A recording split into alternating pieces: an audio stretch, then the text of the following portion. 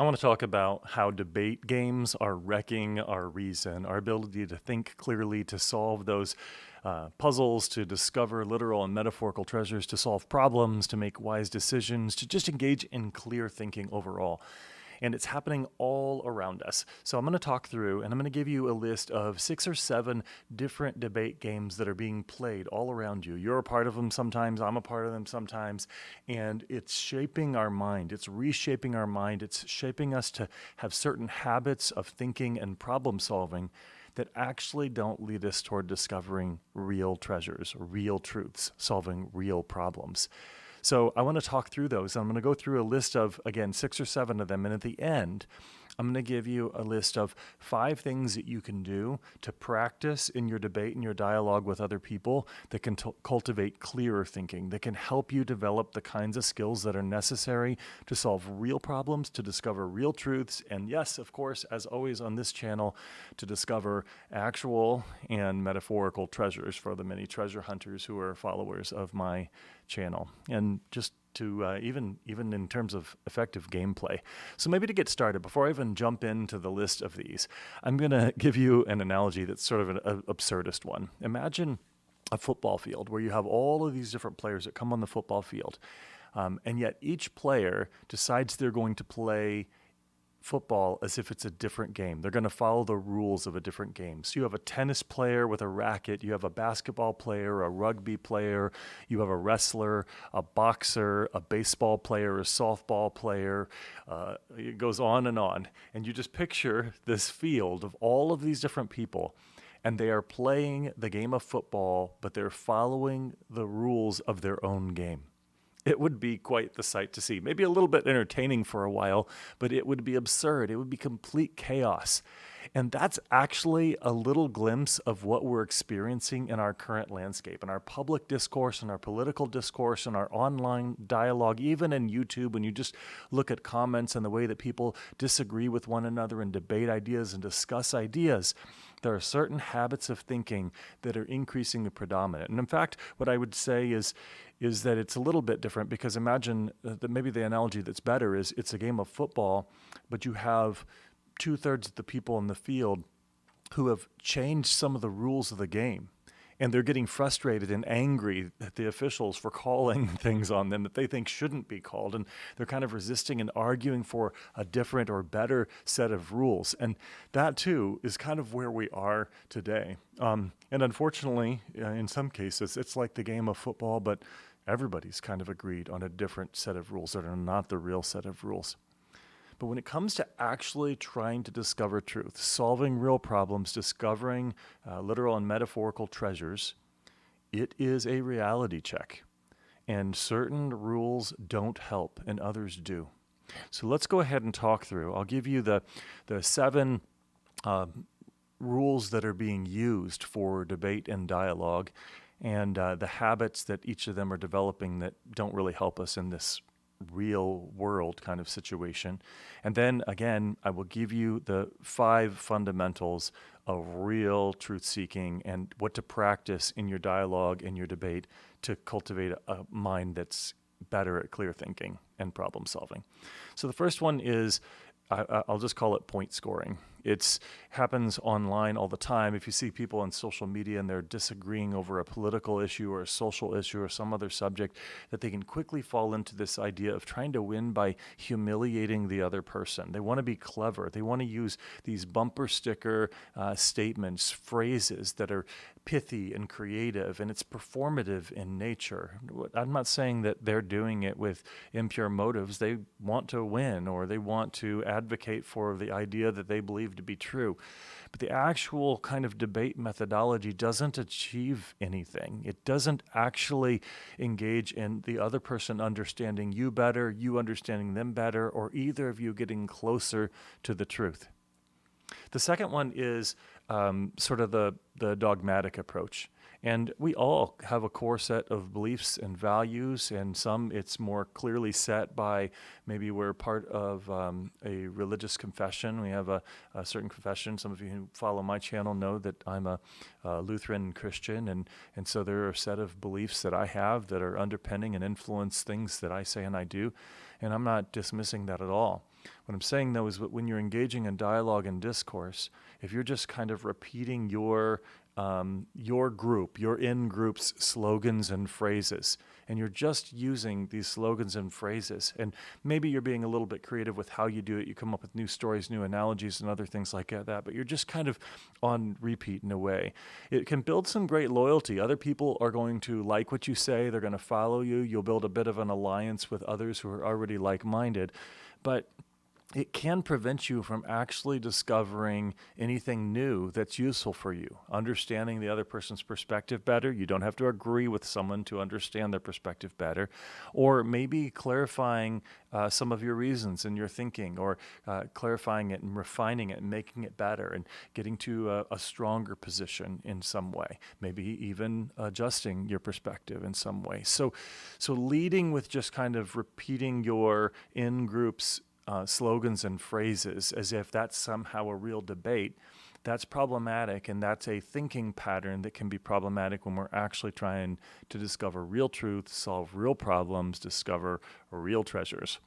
The third one is deflection, and it happens so much. And you even see this if you watch videos online and people are debating different topics, that they never really stay on the same topic and defend and kind of dig deep into it. Instead, they just kind of dodge. And so someone points out a weakness in your position. So instead of dealing with that, you point out a weakness in theirs.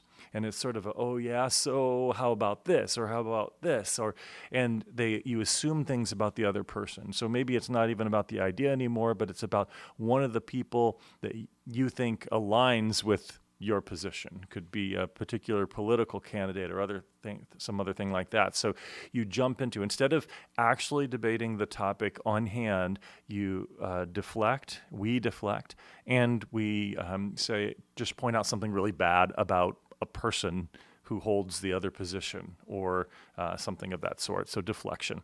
The fourth one is to use emotion and the expression of outrage or anger.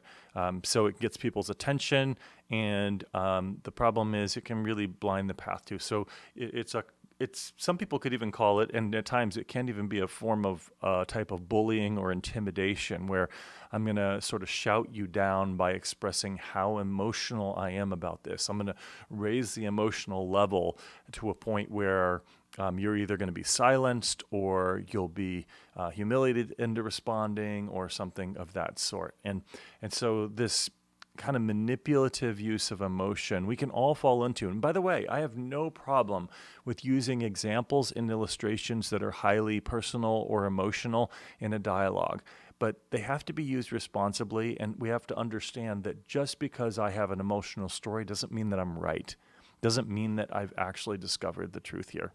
The fifth one is relativism, this idea that all opinions are equal. Well, that's your opinion, this is my opinion. It's sort of tolerance to the extreme. But the problem is that it dissolves truth. Imagine if you're on an actual treasure hunt and you have someone saying, well, my treasure is in this location. Your treasure may be in that location, but my treasure is in this location. That's absurd in that situation. The treasure was literally hidden in one place and in not another. And that is actually how truth works a lot of the time. That's how problem solving works. If everyone, imagine you submitted your taxes and the IRS came back and said, well, actually you overpaid or you underpaid. And you said, well, that's not my truth about finances, right? Or you arguing with a police officer, you're going 90 and a 25, and the officer says, well, you were going 25. You say, well, my truth, my understanding of the speed limit is different. And so you really need to conform to my definition of speed. And according to me, I was going 25. Or I was not speeding because I was being safe or responsible. So you're trying to convince the other person to play by a different set of truth claims and rules that really don't fit the real world in actuality. And that kind of relativism can be really problematic if that becomes our default habit. We have to acknowledge the fact that there are some things that are real and some things that are not. There are some things that are true and some things that are not. There are solutions that are accurate and solutions that are inaccurate. And if we develop this kind of habit, always trying to relativize everything, then we're going to lose the skill and the ability, or it's going to be harder for us to conjure up that skill and that ability to do the real problem solving and truth seeking and treasure hunting and discovering. The sixth one then is I think I'll just call it trolling. And it's trying to win by provoking. You want to be funny. You try to poison things. You make sort of false claims. It's a disingenuous kind of interaction. You're really not even in it to discuss the truth in a way. It's maybe you have completely different motives or something, and that does happen. And it's like I'm just playing by a totally different set of rules. It really would be like a tennis player stepping in the middle of the football game and having their racket and swinging after the football with it. It just creates chaos, and maybe it's a little bit entertaining, and people would make some great videos and post them online. But it doesn't do anything to help advance the game or advance your search for real truth. And then the seventh one, I think I've kind of gotten at this in others, but I did choose to break it out into another one because it's just so common, which is name calling or ad hominem attacks. This is one that happens so much online. It happens in social media. It happens in other places, and people kind of slip it in. So they'll make other arguments, and then they'll insult the person. It's so fascinating to me, though, that oftentimes people undermine their own stated beliefs and values when they make these insults. They talk about, for example, being kind to others or something like that, and then they flat out justify their own use of cruelty and trying to say hurtful things to another person because they must have in some way justified in their own mind that this person is worthy of less respect as a human because you disagree with them on a really big matter. And this is the kind of sort of Hitler effect. There was a sign I saw one time that I think sums this up, where it said, I may disagree with you, but I'm pretty sure you're not Hitler. Well, in our current context, that's not actually the position that many people take. They will try to kind of demonize the other position, the other person, to the point where they feel justified in any kind of word or act or phrase of cruelty. And they're forgetting the concept that a word of kindness could actually maybe create better results, even if you believe that they're not worthy of that in some way. So name calling, you put those 7 together. Right? So I had point scoring and this representing kind of your dogmatic groups, the dogma of your group, just sort of proclaiming it and repeating the slogans, deflection, expressing emotion in really intense ways, outrage, relativism gone awry, trolling, and then name calling. So if those are the rules of the game that are shaping our habits of thinking and problem solving and truth seeking and treasure hunting, those are going to lead us astray. They're not going to get us where we want to go. So let me take you through very quickly here in the last part of the video, 5 fundamentals of dialogue and debate that can help you develop clear thinking, better truth seeking, better problem solving, all of those things. Okay, so I call this seeking understanding and seeking truth. And they're both valuable. So seeking understanding means that when I'm in a dialogue with another person, I want to get to know their perspective, what they believe, why they believe it, where they're coming from. I'm going to try to understand it from different angles. Now, again, this does not mean at all that I necessarily have to abandon my core convictions or beliefs or fundamental values or anything like that. But if I do this, it's going to allow me to not just sort of force my false impressions or my assumptions on the other person. It's going to teach me to observe, to hear, and to get under the surface, as opposed to just making quick judgments that may be flawed.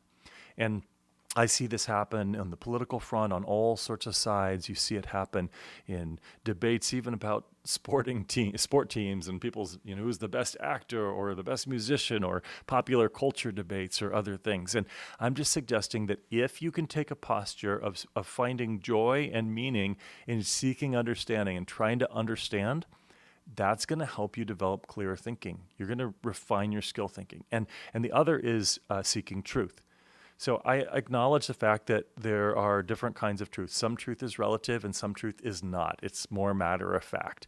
The idea of a treasure hidden in one place and not another, I'm sorry, but you can't sort of force your own beliefs to make the treasure move to another location. It is in one place and not in another. And if you're playing by these other rules of the game and thinking that somehow the treasure will just appear where you want it to appear, where your kind of reason wants it to appear, then you'll fail. And that's true with solving big problems in the workplace, our families, and our lives, all sorts of things. So here we go. So if you're engaging in dialogue, 5 simple practices that you can do. 1, agree on goals. So when you're having a dialogue, actually take the time to stop and say, hey, I just want to make sure I understand. I want to talk to you about this. Here's my goal. Are you okay with working with that goal in mind? And do you have a goal in mind? And actually kind of define the goals, because if you agree upon the goal, then maybe that will lead you to seeing things a little bit differently. And you keep that goal in mind as you're going through the conversation, and you try to do your best to not go off. And if you're going to add a new goal to the conversation, then name it and agree upon it with the person. The second one is to clarify assumptions. So we're all coming in with some pre-existing beliefs and values and other assumptions that we have. So name them. Take the time in the discussion to say, hey, I just want to make sure I know where you're coming from. When you say this, what do you believe about this? What do you think about this? What are your ideas about this? Get in that curious stage. Try to understand what assumptions they have, because maybe you do want to get into a debate or a discussion. You want to convince them to change one of those assumptions. Well, if you agree upon that goal, that's what you want to talk about together, try to convince each other to change a particular assumption, that's fine. But getting to know the assumptions, it's so common that people just ignore that, and they're not even debating. It's like, again, 2 people playing one sport, but they're playing by rules of completely different games. Third one, define terms. So similar to the assumptions, how are you using the words that you're using and clarifying language? So it helps you avoid a lot of chaos, a lot of misunderstanding, a lot of wasted time in the discussion. And people don't do this very often. Now, what's interesting to me, though, is that sometimes people get angry whenever you ask them to define terms.